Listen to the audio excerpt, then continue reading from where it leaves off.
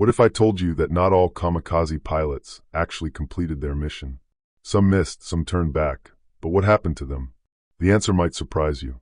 We've all heard of the infamous kamikaze pilots, young men ordered to crash their planes into enemy warships during World War II. It was a desperate strategy, meant to cause massive damage and strike fear into the hearts of the enemy.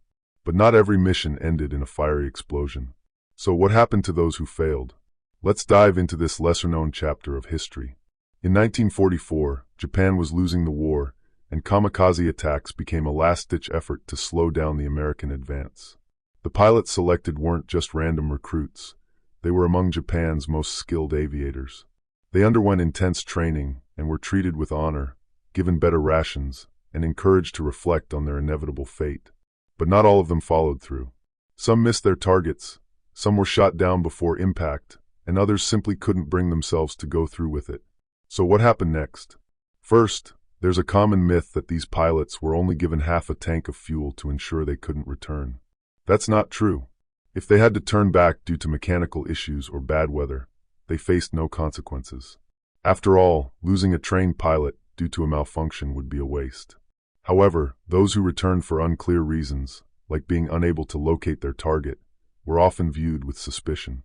Japan tried to prevent this by having pilots fly in groups, or even getting them drunk before takeoff, so they wouldn't overthink their mission. Still, there were limits.